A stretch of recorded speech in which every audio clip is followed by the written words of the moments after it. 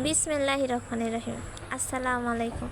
আজকে যে গরম পড়ছে, আজকের গরমের মতো মনে হয় আর কোনোদিন এরকম গরম পড়ে নাই। এই গরমের ভিতরে তো শুধু ঠান্ডা পানি খাইতে ইচ্ছা করে, কিন্তু আমাদের ফ্রিজে পানি রাখে না। কারণ ফ্রিজে পানি রাখলে এই বরফ পানি আমাদের পরিবারের সবাই খায় আর অসুস্থ হয়ে যায়। এজন্য আব্বু ফ্রিজে পানি রাখতে দেয় না। এই গরমের ভিতরে কোনো কাজ করতে ইচ্ছা করে না। সবাই বলতেছে শরবত বানাইতে, তো গেলাম শরবত বানাইতে। এই প্রথমে লেবুগুলা কাইটা নিলাম।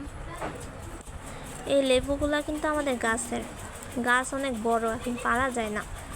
গাছের উপরে লেবু আছে, কিন্তু এগুলা পারা যেতেছে না। অনেক কষ্টে লেবুটা পারছি। পায়রা এই শরবত বানানো শুরু করছি। আমার হাতের এই লেবুর শরবতটাই সবাই অনেক পছন্দ করে, সেই জন্য আমাকেই বলে শরবত বানাইতে। আর আমারও ভালোই লাগে এসব শরবত বানাইতে। বাড়ির এই ছোটোখাটো কাজগুলো আমিই করি। আম্মু রান্না বাড়া করে, আমি এই ছোটোখাটো কাজগুলো এগুলো আমিই সামলাই। আর আমার এগুলো করতে অনেক ভালো লাগে। আমাদের দরজার সামনে সিঁড়ি আছে, এই সিঁড়ির মধ্যে বইসা এই শরবতটা বানাইতেছি।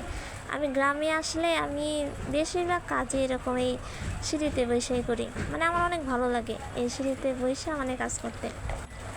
অনেক টাইমে এমনও হয়েছে আমি সিঁড়িতে বইসাই ভাত খাইছি। মানে আমার কেন জানি ভাল লাগে এই সিঁড়িতে বৈশা ভাত খাইতে। আর চারপাশে অনেক গাছপালা আছে, এগুলো দেখি, দেখে দেখে আমি আমার কাজগুলো করি। শরবত বানানো প্রায় শেষ, এখন শুধু চিনিটা দিতেছি। আমাদের মানে চিনিটা বেশি খায় না, বেশি লবণ খায় শরবতের ভিতরে। লবণ বেশি খায় আর চিনি একদমই কম খায়। আমার আব্বু তো প্রায় চিনি খায়ই না, চিনিটা একদম অল্প খায় আর বেশিরভাগই লবণ। এই যে আমাদের শরবত বানানো হয়ে গেছে। এখন আমি যাইতেছি আম্মুকে দেওয়ার জন্যে। ফার্স্টে আম্মুকে দিব, তারপর আমার বোন আছে, আমার বোনকে দিব। আব্বু আমার হাতের এই শরবতটা অনেক পছন্দ করে। আব্বু একটু বাহিরে গেছে, আব্বুর জন্য রেখে দিব, সমস্যা নেই।